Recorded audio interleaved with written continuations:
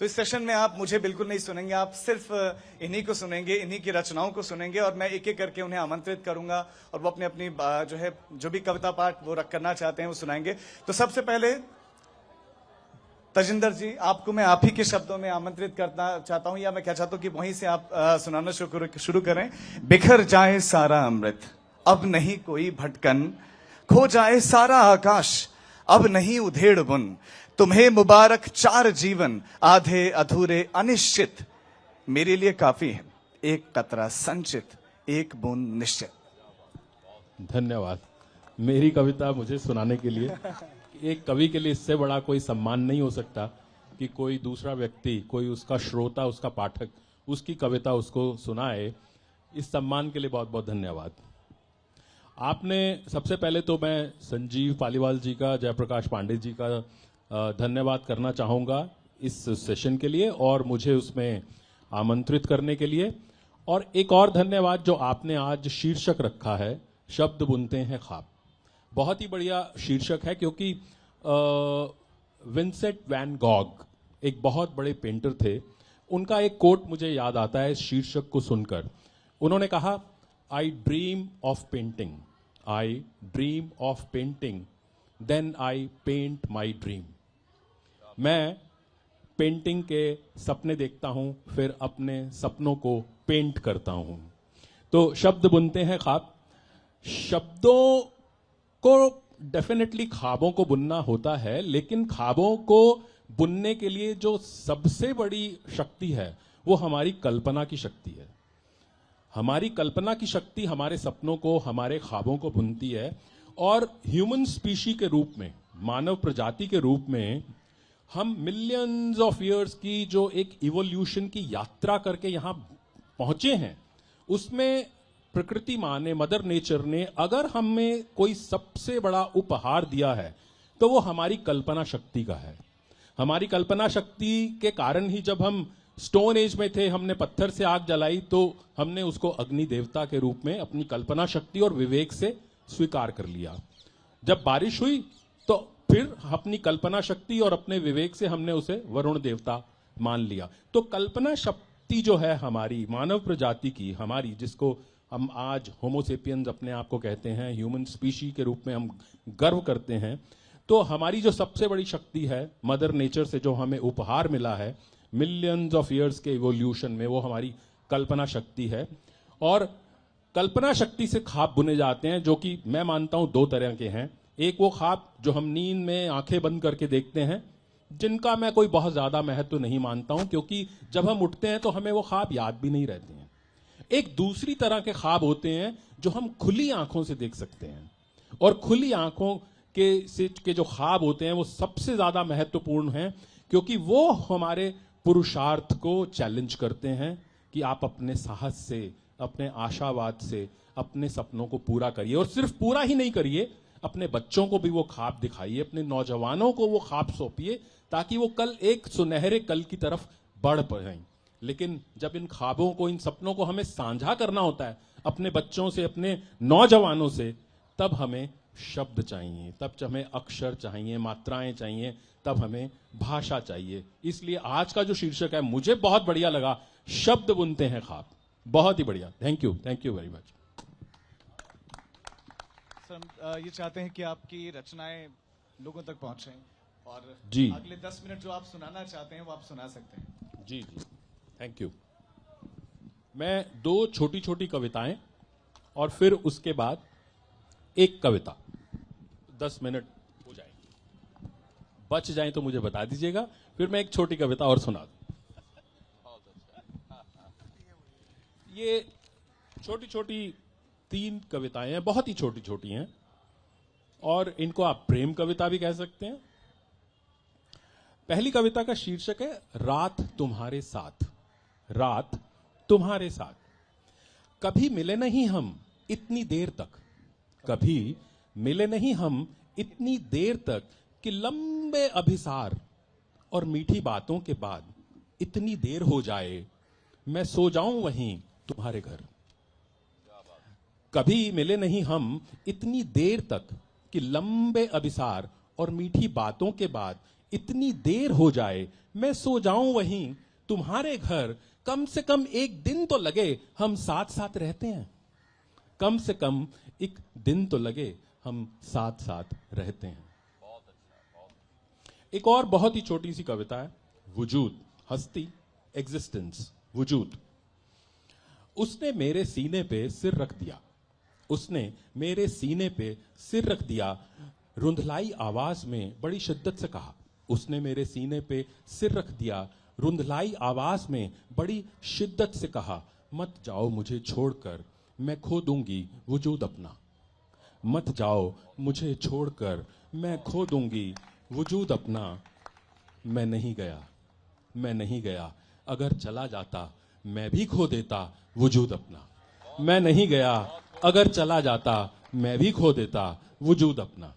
एक और बहुत छोटी सी कविता और उसके बाद एक कविता, बस एक बात, बस एक बात, इसका शीर्षक है, इतने सालों का रिश्ता तोड़ने के लिए उसने बस एक बात बोली।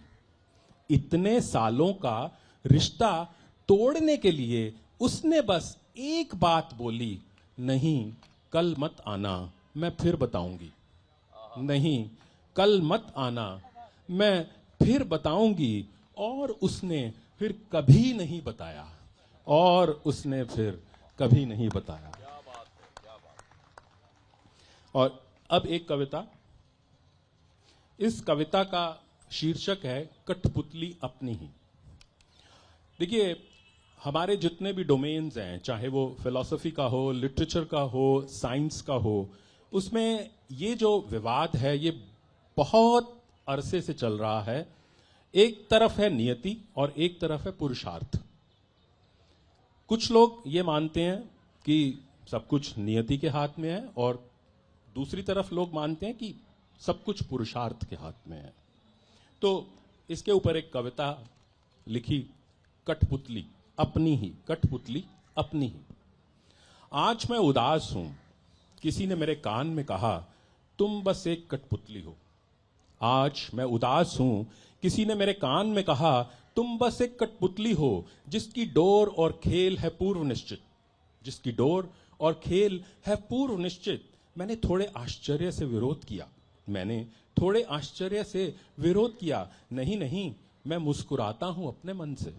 नहीं नहीं, मैं मुस्कुराता हूं अपने मन से, रोता हंसता हूं अपने दम से, गले मिलता हूं अपने साथियों से। हम खेलते नाचते हैं सब मिलके, हम खेलते नाचते हैं सब मिलके। वो मुस्कुराया, तुम्हें नहीं मालूम तुम्हारे मस्तिष्क में बिंधा है एक धागा। वो मुस्कुराया, तुम्हें नहीं मालूम तुम्हारे मस्तिष्क में बिंधा है एक धागा, जिसे हर पल कोई खींचता है, कभी आगे कभी पीछे, कभी दाएं कभी बाएं। तुम्हें नहीं मालूम सब है निश्चित, तुम्हें नहीं मालूम सब है निश्चित। तुम्हारा सिहरना धीरे से छूने से, तुम्हारा सिहरना धीरे से छूने से, गाढ़े प्रेम में भर जाना मां के सीने में छुपने से, गाढ़े प्रेम में भर जाना मां के सीने में छुपने से, और गर्व भरे प्रेम में रम जाना पिता के माथा चूमने से, और गर्व भरे प्रेम में रम जाना पिता के माथा चूमने से। यह पल पल का रोमांच, खून गर्म करता रोमांच, सब है निश्चित, सब है निश्चित। यह पल पल करता रोमांच, खून गर्म करता रोमांच, सब है निश्चित, सब है निश्चित। फिर व्यंग से और बोला, फिर व्यंग से और बोला, चूंकि तुम चल फिर सकते हो तो चलो तुम्हें मशीन मान लेते हैं। चूंकि तुम चल फिर सकते हो तो चलो तुम्हें मशीन मान लेते हैं, और तुम बोल सुन लेते हो, सोच समझ सकते हो, और भांप भी लेते हो अच्छा बुरा। और तुम बोल सुन लेते हो, सोच समझ सकते हो, और भांप भी लेते हो अच्छा बुरा। चलो तुम्हें मानव मान लेते हैं, चलो तुम्हें मानव मान लेते हैं। वैसे तुम्हारी डोर सब है निश्चित, सब है निश्चित। वैसे तुम्हारी डोर सब है निश्चित, सब है निश्चित। मैं उदास हूं आज, क्या मेरी उदासी भी एक डोर से बंधी है? मैं उदास हूं आज, क्या मेरी उदासी भी एक डोर से बंधी है? मैंने समझाया खुद को, मैंने समझाया खुद को, नहीं नहीं, मैं नहीं हूं कठपुतली, ना मशीन ना मानव। मैंने समझाया खुद को, नहीं नहीं, मैं नहीं हूं कठपुतली, न मशीन न मानव, छोटा ही सही मैं हूं विधाता, मैं हूं ब्रह्म। छोटा सी सही मैं हूं विधाता, मैं हूं ब्रह्म। वो फिर और हंसकर बोला, तुम्हारा ब्रह्म होना ये भी था निश्चित, ये भी था निश्चित। वो फिर और हंसकर बोला, तुम्हारा ब्रह्म होना ये भी था निश्चित, ये भी था निश्चित। मैं नहीं घबराया फिर भी और कहा वापस, मैं नहीं घबराया फिर भी और कहा वापस, तुम चाहे मानो मुझे डोर से बंधा और मेरा खेल निश्चित। तुम चाहे मानो मुझे डोर से बंधा और मेरा खेल निश्चित, लेकिन मैं जो भी हूं मैं नहीं किसी डोर से निर्धारित, ना किसी खेल से निश्चित। मैं चाहे जो भी हूं मैं नहीं किसी डोर से निर्धारित, ना किसी खेल से निश्चित।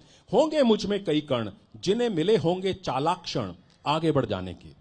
होंगे मुझ में कई कण जिन्हें मिले होंगे चालाक क्षण आगे बढ़ जाने के। कुछ वे भी जिन्हें सो जाना पड़ा स्वीकार कर ऐसी स्थिति जिसे तुम कहते हो नियति। कुछ वे भी जिन्हें सो जाना पड़ा स्वीकार कर ऐसी स्थिति जिसे तुम कहते हो नियति, लेकिन फिर भी मैं हूं अपना ही मानव, अपना ही दानव। लेकिन फिर भी मैं हूं अपना ही मानव, अपना ही दानव, अपना ही अधम, अपना ही ब्रह्म। अपना ही अधम, अपना ही ब्रह्म। मैं पल पल करता संघर्ष, मैं अपने ही द्वारा अर्जित। मैं पल पल करता संघर्ष, मैं अपने ही द्वारा अर्जित। मैं नहीं किसी डोर से निर्धारित, ना किसी खेल से निश्चित। ना किसी डोर से निर्धारित, ना किसी खेल से निश्चित। क्या बात है, जोरदार तालियां होनी चाहिए। अब मैं चाहता हूं यतीश कुमार जी, अब आप माइक थामें और सामने जो कविता प्रेमी हैं उनकी उस प्यास को बुझाएं।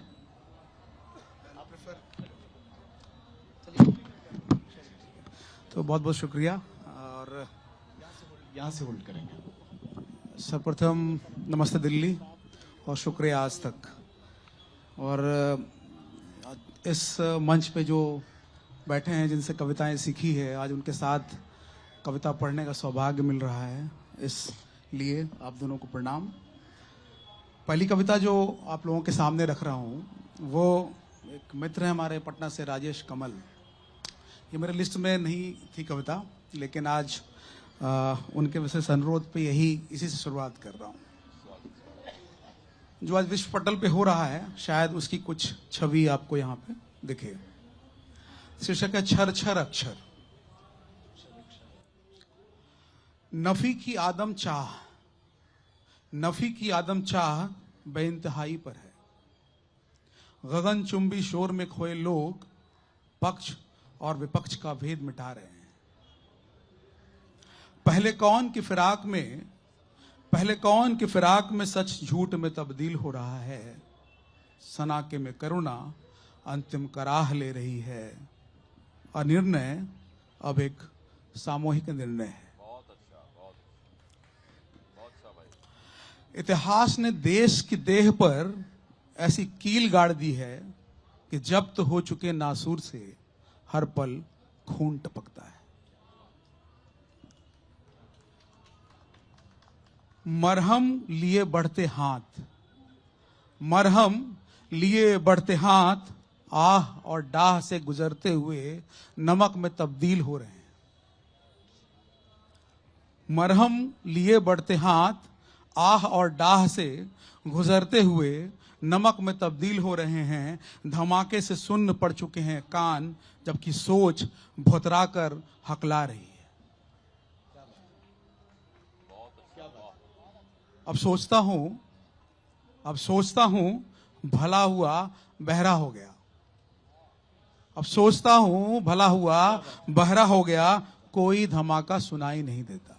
क्या बात है, क्या बात है, बहुत बढ़िया। दृश्य में धुंधलापन सुखद है। दृश्य में धुंधलापन सुखद है। विस्फोट के विस्तीर्ण उजले आकाश तले ईश्वर से प्रार्थना करता हूं। विस्फोट के विस्तीर्ण उजले आकाश तले ईश्वर से प्रार्थना करता हूं कि बस इतना कर कि दिखने की शक्ति भी हर ले। क्या बात, क्या बात। पर विडंबना यह है कि ईश्वर को भी दुख ने घेर लिया है और हल्के बहरेपन में उनिंदे वह भी नहीं सुन पा रहा प्रार्थनाओं का आर्तनाद। क्या बात। तो विश्व पटल से हम अपने घर की ओर मुड़ते हैं, थोड़ा सा प्रेम की ओर मुड़ते हैं ताकि सामंजस्य बताया जाए। तुम तक सुख है तुमको देखना, सुख है तुमको देखना और दुख है नजर का एक कोण बन जाना। सुख है तुमको देखना और दुख है नजर का एक कोण बन जाना। दुख अगर टोकरी भर जाड़ा है, दुख अगर टोकरी भर जाड़ा है तो सुख हमारे साथ में उपजी बोरसी भर आग। जो बिहार यूपी के हैं वो इस बात को बेहतर समझेंगे कि बोरसी भर आग का मतलब क्या होता है।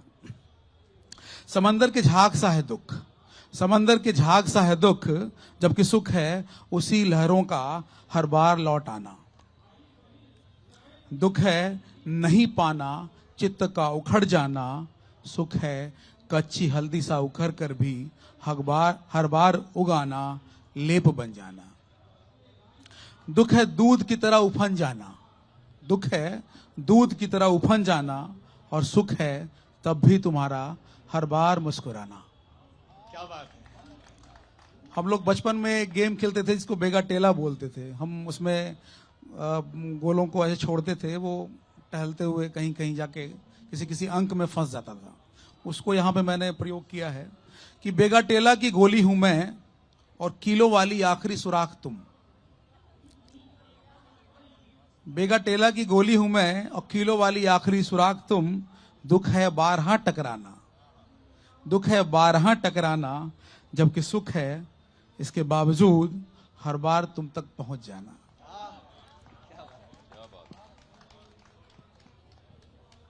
थोड़ा सा और सामयिक होता हूं और वापस आता हूं। इस शीर्षक है बस इतना हो। गोलाई खोती पहिए सी जिंदगी में, गोलाई खोती पहिए सी जिंदगी में सपने और चपटे होते जा रहे हैं। शेष बची प्रार्थनाएं ही इस पत्थर समय की छेनी है। शेष बची प्रार्थनाएं ही इस पत्थर समय की छेनी है जिससे लिखा गया बस इतना हो कि गरीबों की हत्या का नाम आत्महत्या न पड़ जाए। बस इतना हो कि समय पर 2 बार बिजली आए ना आए पानी जरूर आ जाए। बस इतना हो कि उम्मीद और उत्सुकता भरी आंखों में चमक के पीछे उदासी की रहनवारी ना हो। और बस इतना हो कि सपनों को पाने के लिए जुगनुओं को ना बेचना पड़े। क्या बात। और बस इतना हो कि कोई पंगत में बिना पत्तल के बैठा ना रह जाए। तो मैं आपको अल्टरनेट सामयिक और वापस प्रेम की ओर मोड़ता हूं। तो दोबारा गीता जी चूंकि सामने बैठी हैं और 2 मित्र सामने बैठे हैं जो प्रेम को बुनते गुनते हैं। तो शीर्षक है सिकुड़ना और बहुत लोगों का प्यार इस कविता को मिला है। तो मैंने सोचा आप लोगों के साथ आज साझा करूं कि आंखों में शोले हैं, आंखों में शोले हैं और मन में संगीत। आग को इतने सुर में पहले कभी नहीं देखा। क्या बात है। वाह वाह। आप लोग आजकल जो अटैची होता है उसमें चक्रघिन्नी ताला, मतलब मैंने नाम दिया उसको, जो घुमा घुमा के हम लोग लॉक करते हैं। ठीक है, तो हम लोग चूंकि बिहारी आदमी है तो चक्रघिन्नी ताला बोल दिया उसको। चक्रघिन्नी तालों की भाषा कभी समझ नहीं आई, इसीलिए इसकी सेटिंग हमेशा मैंने 0-0 रखी। मेरी हथेली बड़ी, ये खास स्मिता के लिए लाइन है, मेरी पत्नी। चक्रघिन्नी तालों की भाषा कभी समझ नहीं आई, मैंने इसकी सेटिंग हमेशा 0-0 ही रखी। ये हर सामान्य मन की कथा है। मेरी हथेली बड़ी, उसकी छोटी, दोनों हथेलियां ज्यादा देर साथ नहीं रह पाती हैं। मेरी हथेलियां बड़ी उसकी छोटी, दोनों हथेलियां ज्यादा देर साथ नहीं रह पाती हैं। अपनी हथेली मुट्ठी में बदल उसकी तलहत्ती में छिपा दी, अब दोनों एक हैं। सिकुड़ना प्रेम का सबसे सुंदर विस्तार है। क्या बात, क्या बात। अब मैं आपको प्रेम के एक नए रूप की ओर ले चलता हूं। जो पेड़ दिख रहा है सामने, इसका शीर्षक है प्रेम में पेड़। प्रेम में पेड़। तो इसको आप उसी तरह से पढ़िएगा कि ये किसी व्यक्ति का प्रेम नहीं है, प्रेम पेड़ का है। छिले तनों से छलकता है पानी, छिले तनों से छलकता है पानी, छालों का दर्द समझता है पानी। पेड़ समझते हैं पानी का दर्द, पेड़ समझते हैं पानी का दर्द, और दर्द में मुस्कुराने के माने। पानी की पनाह है पेड़ की घायल देह, पानी की पनाह है पेड़ की घायल देह, छाल के आगोश में जिसकी सुकून भर ठहरता है पानी। सोखती हुई जड़ें, सोखती हुई जड़ें जब टोहती है नमी और चूमती है मिट्टी को, तब पानी बंद पलक पत्ती पत्ती मुस्काता है। तब पानी बंद पलक पत्ती पत्ती मुस्काता है। जड़ों को आस पसंद है, पत्तियों को सांस, जबकि आस और सांस से परे पेड़ को पसंद है बारिश। मोहती हुई नदी को टुकुर टुकुर देखते हैं पेड़, और चूमते हुए थोड़ा और झुकते चले जाते हैं। पानी थोड़ा और मीठा हो जाता है।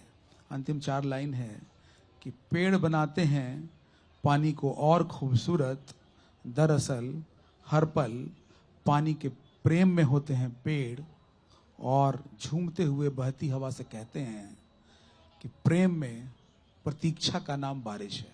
क्या बात है। और अब एक बहुत छोटी सी कविता के साथ खत्म करता हूं मैं अपना सेशन, क्योंकि समय उतना ही है।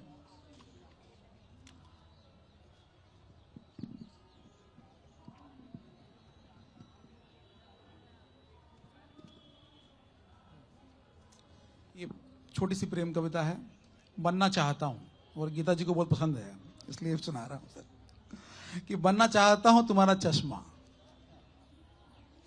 बनना चाहता हूं तुम्हारा चश्मा, बिना जिसके दुनिया तुम्हें धुंधली दिखती है। क्या बात। हेयर क्लिप बनूंगा, हेयर क्लिप बनूंगा, सरपली लटे तुम्हारी आंखों में नहीं चुभेंगी। हेयर क्लिप बनूंगा, सरपली लटे तुम्हारी आंखों में नहीं चुभेंगी। बन जाऊंगा तुम्हारा दुपट्टा, जब चाहे सर ढक लो या जब चाहे आसमान। बन जाऊंगा मिजराब, जो गिटार बजाते हैं जिससे, बन जाऊंगा मिजराब, रहूंगा उंगलियों में वैसे ही न होने के एहसास सा संगीत बिखेरते हुए। समय की असमय लहरों के बीच तुम्हारी मुस्कान वह अकाट्य शकुन है, जिसकी बस एक नजर मेरे सारे बेइरादे बुहार देती है। बहुत बहुत शुक्रिया, आपने मेरी कविताओं को बहुत अच्छे से सुना। रचनाएं इतनी शानदार थी, आपने सभी को अपनी ओर रखा। बहुत ही खूबसूरत। एक बार फिर से जोरदार तालियां हो जाएं। और अब मैं सुमन केशरी जी को रिक्वेस्ट करूंगा कि प्लीज मैम अब आप माइक थामें।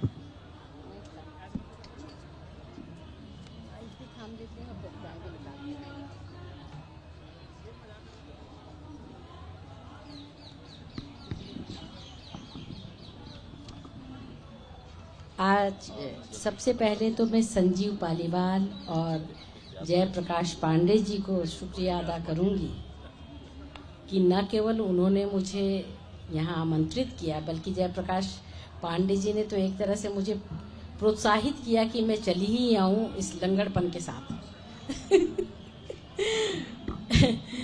तो बहुत बहुत शुक्रिया उन लोगों का और आप सभी का भी कि आप लोग यहाँ मौजूद हैं एक कवि को सुनने के लिए। मैं अपनी बात की शुरुआत आज सुबह की रात देखे एक सपने से करना चाहती हूँ।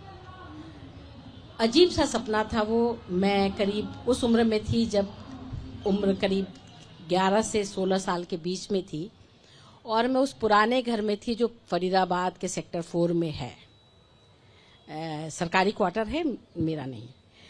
तो बगल वाले घर को मैंने अपने पापा से कहा कि तुमने ये वाला घर क्यों नहीं लिया पापा? उन्होंने कहा नहीं, हमारा घर दाएं वाला है, तुम बाएं वाले में क्यों जा रही हो?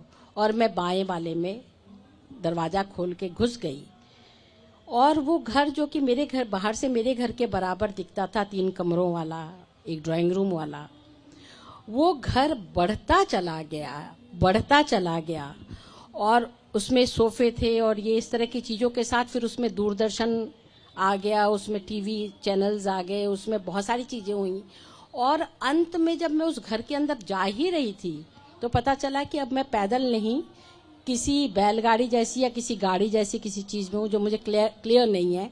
मैं किसी चीज़ में हूँ और हम खेतों, खलिहानों, नदियों उससे जाते हुए एक ऐसी जगह पर जाकर मैंने कहा रोको, और वहाँ बगल में तो खरबूजे से कुछ पड़े थे, तरबूजे और खरबूजे, लेकिन मेरे सामने एक घायल बच्चा था। जाने वो मेरा अपना दर्द था जो घायल बच्चे के रूप में आ गया था, या वो इस समय जो सब चल रहा है पैलेस्टाइन और इन सब जगहों में, वहाँ का कोई घायल बच्चा था, जाने कौन सा घायल बच्चा था। और मैंने उसको फिर, जो भी व्यक्ति मेरे साथ था, मुझे नहीं मालूम कौन, मैंने उससे कहा कि देखो उसको मेरे पास लेकर आओ, बहुत घायल। और मैंने उसको अपनी गोद में लिया और मुझे लगा कि उसे मेरे गोद में लेने पर भी उसे बड़ी तकलीफ सी हो रही है, लेकिन उसने अपनी आंख खोली और एक हल्की मुस्कान और मेरी नींद खुल गई। मैं नहीं जानती कि सपने के क्या मायने हैं, लेकिन मैं ये सचमुच में चाहती हूँ कि कोई ऐसा सपना हो जहाँ घायल मुस्कुराए और जीवन पाए, जहाँ सचमुच में पेड़, खेत, खलिहान हो, आसमान खुला हो और घर जो है वो घर की कैद में ना होकर के एक बहुत विस्तार पाले जिसमें दुनिया मौजूद हो। क्योंकि उसमें जब दूरदर्शन था या कुछ थे तो उसमें बहुत सारे लोग भी थे, लोग काम भी कर रहे थे, लोग आ जा रहे भी रहे थे, अगल बगल से ट्रेनें भी जा रही थी, जाने क्या क्या हो रहा था उसमें, उस सपने में। और इस सपने को मैं कहते हुए, आमीन करते हुए, और आप लोगों से आज इसके सच्चे सपने से शेयर करते हुए, मैं एक ऐसी कविता से अपनी आज की बात शुरू करना चाहती हूँ जो महाभारत संबंधी कविता है और उस कविता का शीर्षक है यह कौन सा देश है। यह कौन सा देश है, कौन सा राज्य, कालखंड कौन सा है, कलयुग का कौन सा चरण है यह। किस काल में द्योत नहीं खेला गया, किस काल में लाक्षागृह नहीं बने, किस काल खंड में मानव नहीं बटा अपने और अन्यों में, किस काल खंड में नहीं लड़ा वह श्वानों की तरह मांस खंड के लिए। किस काल में सत्य नहीं विधा चिड़िया की आंख सा। क्या कभी हम इस काल खंड के परे जा सकते हैं? सवाल मेरा यह है। मैं जो अगली अपनी कविता सुनाने जा रही हूँ वो व्यष्टि से, एक तरह से व्यक्ति, और सच कहें तो वो व्यक्ति भी नहीं, व्यष्टि तक पुनः चली जाती है, समष्टि तक चली जाती है। देखें समष्टि तक जाती है कि नहीं, आपको ये कविता कितनी छू पाती है। ये कविता मेरे जो काव्य संग्रह है मोनालिसा की आंखें की पहली कविता है, और गीता इससे बहुत अच्छी तरह से वाकिफ है और आप भी। इस कविता का शीर्षक है उसके मन में उतरना। उसके मन में उतरना मानो कुएं में उतरना था, सीलन भरी अंधेरी सुरंग में। उसने बड़े निर्विकार ढंग से अंग से वस्त्र हटा सलाखों के दाग दिखाए, वैसे ही जैसे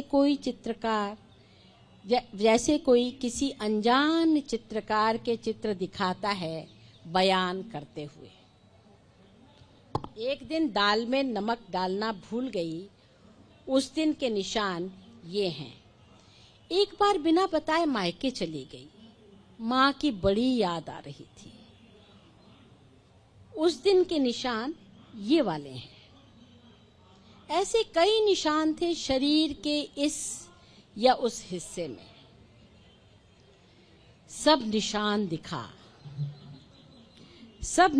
दिखा, वो यूं मुस्कुराई जैसे उसने कोई तमगे दिखाए हों किसी की हार के।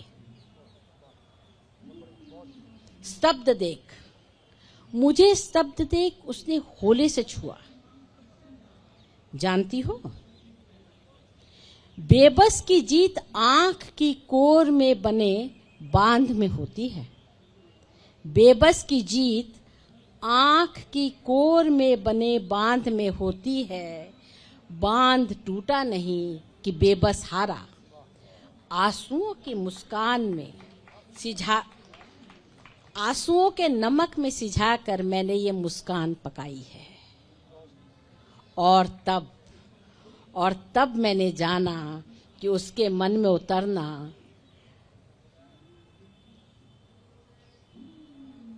मानो कुएं में उतरना था, सीलन भरे अंधेरे सुरंग में जिसके तल में मीठा जल भरा था।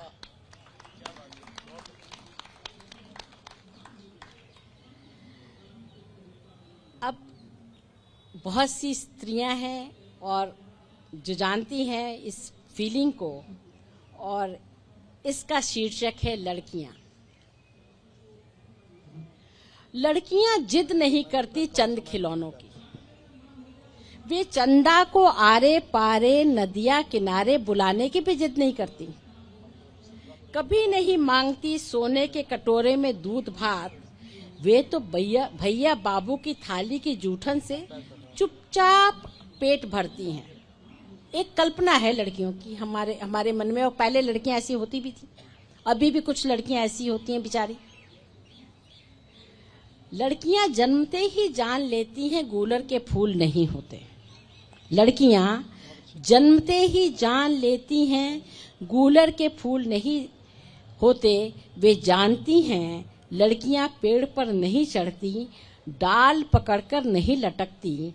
वे तो नीचे गिरे फलों से पतंगे निकाल इधर उधर देख धीरे से एक साफ टुकड़ा मुंह में धर लेती हैं, चुभलाती हैं उसे डरते डरते, उपकाई पर काबू करते हैं। लड़कियां जानती हैं कि उनके किताब के हर पन्ने पर एक ही शब्द लिखा है, असंभव। जाने कैसा कलयुग आ गया है, जाने कैसा कलयुग आ गया है आज।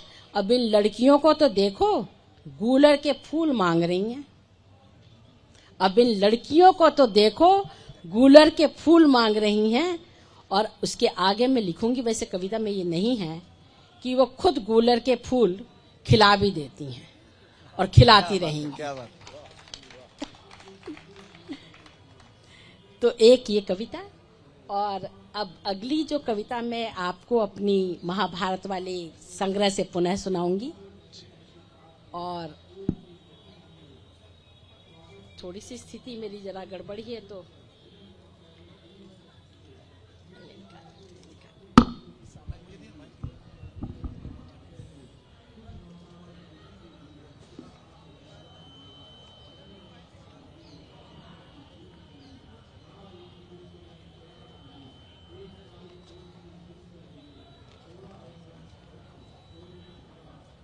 करेंगे।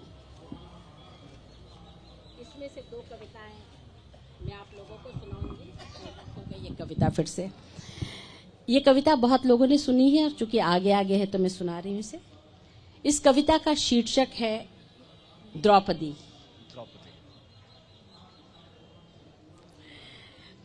क्या परिचय दूं मैं अपना, द्रौपदी क्या परिचय दूं मैं अपना, द्रौपदी, पांचाली, कृष्णा, याज्ञसेनी सभी संज्ञाएं विशेषण हैं या संबंध सूचक। कभी गौर किया है तुमने? मेरा कोई नाम नहीं। द्रौपदी माने द्रुपद की पुत्री, आप लोग देख ही रहे हैं। द्रोणाचार्य के अपमान का बदला चुकाने को पिता को चाहिए था एक योद्धा, और धृष्टद्युम्न के पीछे यज्ञ की अग्नि से अचानक ही निकली मैं, सबको स्तब्ध कर खुद ही प्रयोजन बनती या बनाती रही आजन। सुई की नोक बराबर भूमि न पाने वालों के औरस, सुई की नोक बराबर भूमि न पाने वालों के औरस अब तक मुझ पर उंगली उठाते थकते नहीं कि लाखों लोगों की मृत्यु का कारण मैं बनी। और भी तो कई कहानियां बुन ली हैं उन्होंने, सिर्फ इसलिए कि मैं कभी रोई नहीं, गिड़गिड़ाई नहीं। न माँ के सम्मुख जब उन्होंने बांट दिया मुझे 5-5 बेटों में, और न कुरुसभा में जहां 5-5 पतियों के बावजूद मैं अकेली पड़ गई।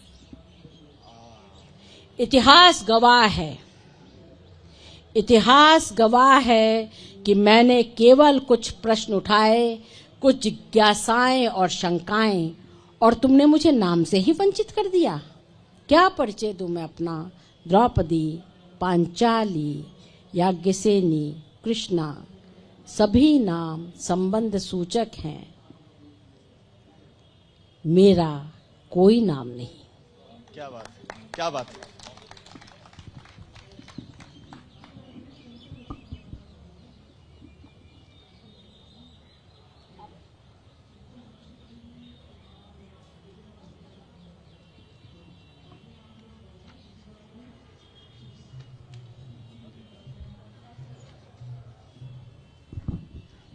सावित्री का नाम आप लोगों ने सुना है, सभी लोगों ने सुना है। और जब कभी हम देखते हैं तो हम सावित्री को एक उस दृष्टि से देखते हैं कि उसने तो पति सेवा के अलावा और कुछ नहीं किया। कभी कभी ऐसा भी कहाता है कि हम सावित्री नहीं बनेंगी, भाई अब हम सीता सावित्री नहीं बनेंगी। लेकिन मेरे लिए सावित्री बहुत महत्वपूर्ण है। और ये जो कविता मैंने लिखी है, ये उस समय की कविता है जब यम उन्हें एक वरदान देते हैं। सुनो सावित्री, कविता का शीर्षक है सावित्र कहलाएंगे वे। सुनो सावित्री, वह जो वीर्य को प्रदीप्त कर धारण करती है संतान को, संतान उसी की होती है। अनंतते पृथ्वी से यमलोक तक की ऐसी यात्रा अकल्पनीय रही सदा मेरे लिए। मेरी छाया भर से कांपता प्राणी मृत्यु से पहले प्राण त्याग देता है। कौन कह पाता है 7 कदम साथ चल मित्र हुए हम, हे वैवस्वत। रात के घोर अंधकार को चीरती सूर्य की पहली किरण सी, हे कल्याणी कुल नंदिनी, तारोगी तुम पति और पिता के कुलों को। भविष्य तुम्हारे नाम से ही जानेगा तुम्हारी संतानों को, सावित्र कहलाएंगे वे। और मैं आप लोगों को बताऊं कि ये मेरा खुद का पर्सनल अनुभव है कि मेरा एक स्टूडेंट था जिसका नाम देवेंद्र सावित्र था। जब मैंने उससे पूछा कि क्या तुम सावित्री से जुड़े हुए हो तो उसे नहीं पता, तब मैंने उसको ये कथा सुनाई कि हाँ तुम सत्यवान सावित्री से जुड़े हो, इसीलिए तुम्हारा नाम सावित्र है। और ये 3-4 साल पहले की बात है। क्या बात है। तो मेरा समय। जी मैम, थैंक यू। तो जोरदार तालियां हो जाएं एक बार मैम के लिए, बहुत शानदार उनकी रचनाएं। और अब मैं चाहता हूं कि डॉक्टर ओम निश्चल जी जो कवि हैं, समीक्षक हैं, वो अपनी कविताएं आपको सुनाएं। हेलो हेलो, आपकी आवाज वैसे ही बहुत बुलंद है सर, शानदार आवाज के। बहुत बहुत धन्यवाद। मुझे आमंत्रित करने के लिए। पहले तो साहित्य आज तक के जो नियामक हैं, कर्ता धर्ता हैं, उन सभी देवताओं को नमन। कुछ वातावरण जरा तो बदलो तुम, कुछ मुझे यहां से दूर ले चलो तुम, शब्दों के इस मेले में मेरा अर्थ खो गया है। कभी कभी आके लगता है कि शब्दों के ऐसे भयंकर जाम में फंसे हैं कि मन चाहता है कि कुछ इससे उबरें। हमारे एक कवि ने कहा है कि, और जैसा कि अभी हमने लूथरा साहब की कविताएं सुनी, सुमन जी की कविताएं सुनी, यतीश जी की कविताएं सुनी, ये बड़ी महीन संवेदना की कविताएं हैं, नए फॉर्म की कविताएं हैं। और कविता का संसार विभिन्न शैलियों और विविधताओं से भरा है, उसकी कोई सुनिश्चित पारिभाषिकी नहीं है। कविता के दायरे में पूरा पूरा ब्रह्मांड होता है। हमारे एक कवि ने कहा है कि हमारे अंत की चर्चा गुलाबों तक रहे सीमित, हमारे जन्म की तारीख कागज पर नहीं लिखना। हमारे अंत की चर्चा गुलाबों तक रहे सीमित, हमारे जन्म की तारीख कागज पर नहीं लिखना।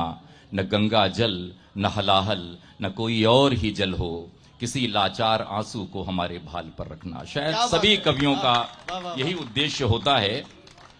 मैं आज के कविता पाठ की शुरुआत अपनी गजलों के कुछ शेर से करना चाहता हूं, और विश्व युद्ध का फलक है जिसकी याद दिलाई हमारे भाई यतीश कुमार ने।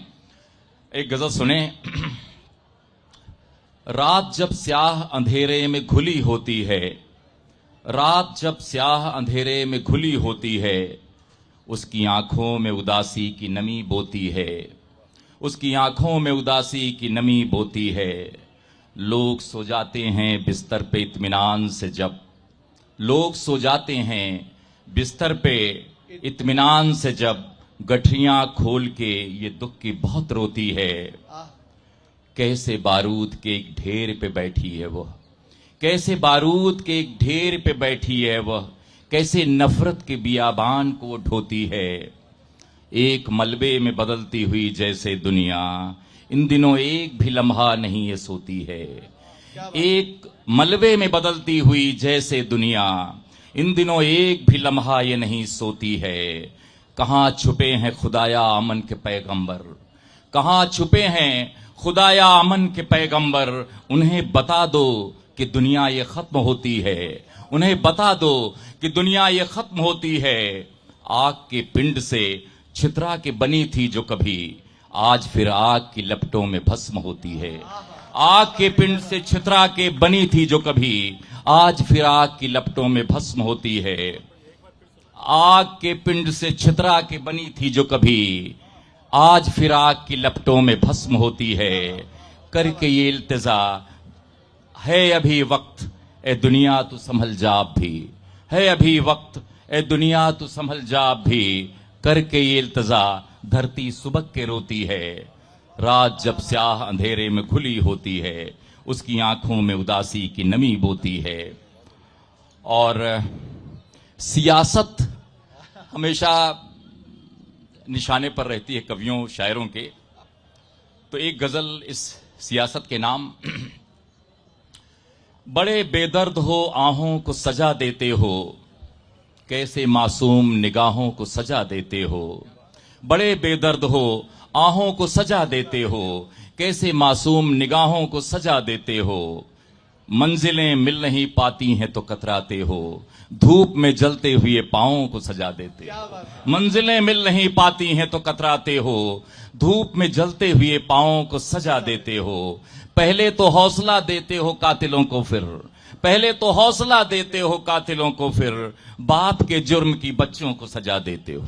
बाप के जुर्म की बच्चों को सजा देते हो। पहले तो हौसला देते हो कातिलों को, फिर बाप के जुर्म की बच्चों को सजा देते हो। देखकर भीड़ मुजरिमों की उफ नहीं करते, देखकर भीड़ मुजरिमों की उफ नहीं करते। हो के मायूस गवाहों को सजा देते हो, हो के मायूस गवाहों को सजा देते हो। पहले तो उनको पढ़ाने की बात करते हो, पहले तो उनको पढ़ाने की बात करते हो, फिर उन आजाद ख्यालों को सजा देते हो। पहले तो उनको पढ़ाने की बात करते हो, फिर उन आजाद ख्यालों को सजा देते हो। कोई मसला हो डाल देते हो मजहब उसमें, कोई मसला हो डाल देते हो मजहब उसमें, और फिर साधुओं संतों को हवा देते हो। क्या बात बड़े है, बेदर्द क्या बात हो, आहों को सजा देते हो, कैसे मासूम निगाहों को सजा देते हो। एक विश्वास कुछ कुछ आत्मविश्वास से मिलता जुलता शेर है कि सुबह के पल उठा के रखता हूं, सुबह के पल उठा के रखता हूं, हाथ में जल उठा के रखता हूं। सुबह के पल उठा के रखता हूं, हाथ में जल उठा के रखता हूं। मंत्र से मन को सींचता हूं मैं, मंत्र से मन को सींचता हूं मैं। पल ये विह्वल उठा के रखता हूं, पल ये विह्वल उठा के रखता हूं। बात में कितना दम है खुद देखो, एक चावल उठा के रखता हूं। बात में कितना दम है खुद देखो, एक चावल उठा के रखता हूं।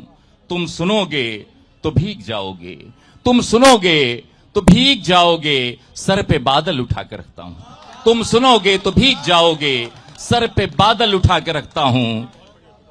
तुम सुनोगे तो भीग जाओगे, सर पे बादल उठा के रखता हूं। मेरी पलकों पे कई मौसम हैं, मेरी पलकों पे कई मौसम हैं, मेरी पलकों पे कई मौसम हैं। कांधे पे हल उठा के रखता हूं, मेरी पलकों पे कई मौसम हैं। कांधे पे हल उठा के रखता हूं, मेरी पलकों पे कई मौसम हैं। कांधे पे हल उठा के रखता हूं। कोई आंसू न सफ पे गिर जाए, कोई आंसू न सफ पे गिर जाए, पहले काजल उठा के रखता हूं। क्या बात है, क्या बात। कोई आंसू न सफ पे गिर जाए, पहले काजल उठा के रखता हूं। सुबह के पल उठा के रखता हूं, हाथ में जल उठा के रखता हूं। और इसी सिलसिले में सियासत पर एक गजल जी गीता जी के नाम सभी संबोधित कर रहे हैं, मैं तो सारा सत्र ही नहीं समर्पित कर रहा हूं। सियासत पर बहुत ज्यादा रिपोर्टिंग इन्होंने की है अपने लेखन काल में, अपनी पत्रकारिता में। सुने, सबको संबोधित है कि सियासत बदजुबानी कर रही है, सियासत बदजुबानी कर रही है, प्रजा से पहलवानी कर रही है। सियासत बदजुबानी कर रही है, प्रजा से पहलवानी कर रही है। तिजारत कर रही जमहूरियत का, लहू को रोज पानी कर रही है। तिजारत कर रही जमहूरियत का, लहू को रोज पानी कर रही है। जो उस पर मेहरबानी कर रहे हैं, जो उस पर मेहरबानी कर रहे हैं, वो उनकी मेजबानी कर रही है। जो उस पर मेहरबानी कर रहे हैं, वो उसकी मेजबानी कर रही है। किया है कत्ल जिसने घर उसी के, किया है कत्ल जिसने घर उसी के, पुलिस भी चाय पानी कर रही है। किया है कत्ल, दूसरा साहब क्षमा करें इसके लिए, किया है कत्ल जिसने घर उसी के। नहीं, इसको दोबारा सुनाए। किया है कत्ल जिसने घर उसी के, पुलिस भी चाय पानी कर रही है। क्या बात। करेगी मौत भी क्या खेल हमसे, करेगी मौत भी क्या खेल हमसे, जो हमसे जिंदगानी कर रही है। करेगी खेल, करेगी मौत भी क्या खेल हमसे, करेगी मौत भी क्या खेल हमसे, जो हमसे जिंदगानी कर रही है। बने हैं गांव दलदल अब दलों के, बने हैं गांव दलदल अब दलों के, ये खेला प्रधानी कर रही है, ये खेला प्रधानी कर रही है। ये दुनिया डूब जाएगी किसी दिन, ये दुनिया डूब जाएगी किसी दिन। धरा आकाशवाणी कर रही है, धरा आकाशवाणी कर रही है। सियासत बदजुबानी कर रही है, प्रजा से पहलवानी कर रही है। और एक ये सुने कि जब से वो अध्यक्ष हुआ है, जब से वो अध्यक्ष हुआ है, तुलसी के समकक्ष हुआ है। जब से वो अध्यक्ष हुआ है, तुलसी के समकक्ष हुआ है। कुर्सी का ही आकर्षण है, कुर्सी का ही आकर्षण है, जो एक साथ विपक्ष हुआ है। कुर्सी का ही आकर्षण है, जो एक साथ विपक्ष हुआ है। जब से वो अध्यक्ष हुआ है, तुलसी के समकक्ष हुआ है। प्रश्न बहुत है उसके भीतर, प्रश्न बहुत है उसके भीतर, ये अवाम अब यक्ष हुआ है। प्रश्न बहुत है उसके भीतर, ये अवाम अब यक्ष हुआ है। मुमकिन हो सरकार गिरा दे, मुमकिन हो सरकार गिरा दे, इसमें हर दल दक्ष हुआ है। मुमकिन हो सरकार गिरा दे, इसमें हर दल दक्ष हुआ है। उसने दुनिया तब देखी है जब अपना ही अक्स हुआ है।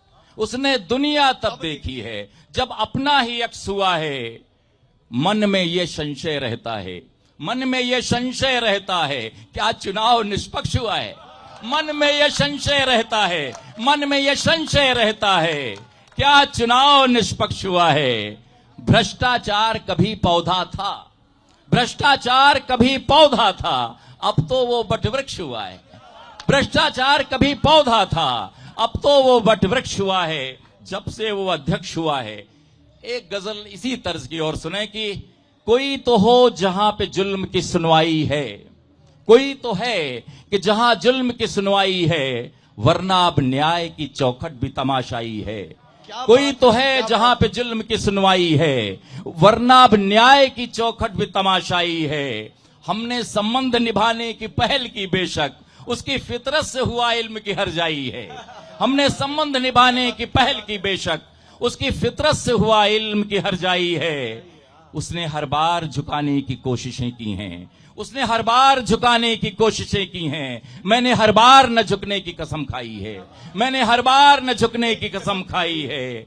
इस सियासत की तासीर, इस सियासत की ही तासीर बदल देगा वो, इस सियासत की ही तासीर बदल देगा वो। उसके चेहरे से ही लगता है कि बलवाई है, उसके चेहरे से ही लगता है कि बलवाई है।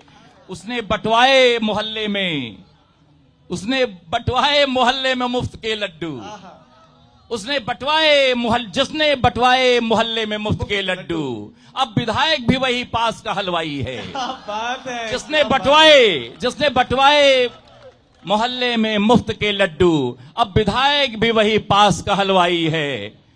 तब से दंगों के प्रबंधन में लगी है टोली, तब से दंगों के प्रबंधन में लगी है टोली, जब से टीवी पे चुनावों की खबर आई है, जब से टीवी पे चुनावों की खबर आई है। बहुत ही शोर है संसद के सभी सदनों में, बहुत ही शोर है संसद के सभी सदनों में। मेरे भीतर मगर बसती हुई तन्हाई है, कोई तो है जहां पे जुल्म की सुनवाई है, वरना ये न्याय की चौखट भी तमाशाई है। एक गजल थोड़ी सी नरम नाजुक कि अपनी सदाकतों को कोई मिसाल दे दे, अपनी सदाकतों की कोई मिसाल दे दे, मेरा ख्याल ले ले अपना ख्याल दे दे।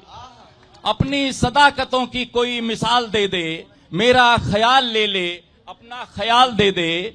मौसम जो फागुनी हो तन भीग भीग जाए, मेरा अबीर ले ले अपना गुलाल दे दे। मौसम जो फागुनी हो तन भीग भीग जाए, मेरा अबीर ले ले अपना गुलाल दे दे। पेचीदगी है इतनी महफिल में जिंदगी की, सो जा लिहाब ढककर सारे बवाल दे दे, सो जा लिहाब ढककर सारे बवाल दे दे। मेरा मूड हो रहा है कोई गजल लिखूं मैं, मेरा मूड हो रहा है कोई गजल लिखूं मैं। मुझे इत्र में भिगोकर कोई रुमाल दे दे, मुझे इत्र में भिगोकर कोई रुमाल दे दे। जो निरख रहा है बादल, जो निरख रहा है बादल खेतों में खड़े होकर, हाथों में जाके उसके कोई कुदाल दे दे, हाथों में जाके उसके कोई कुदाल दे दे। मैं अपने प्रिय से केवल इतना ही चाहता हूं, मैं अपने प्रिय से केवल इतना ही चाहता हूं, मेरा हाल चाल ले ले मुझे हाल चाल दे दे, मेरा हाल चाल ले ले मुझे हाल चाल दे दे। अपनी सदाकतों की कोई मिसाल दे दे, मेरा ख्याल ले ले अपना ख्याल दे दे। अगर कहें तो एक पद गीत का एक अंतरा सुना दूं, लगे कि मैं गीत भी लिखता हूं जिसके लिए बदनाम हूं। नीरज एक गीत गीता जी आपके लिए केवल जी, तो पानी पी लूं, तरल कर लूं, क्योंकि तरल गीत है ये। सुमन जी, ये गीत सुमनों के लिए है, लेकिन आपने तो गीता को समर्पित कर दिया। वे भी सुमन हैं इस समय, वे भी सुमन हैं, गीता जी भी, यही सुमन नहीं गीता जी भी सुमन है, सभी सुमनों के लिए। तीर्थ कोई पा लिया हमने, जब लिया अखबार में तुमने। तीर्थ कोई पा लिया हमने, जब लिया अखबार में तुमने।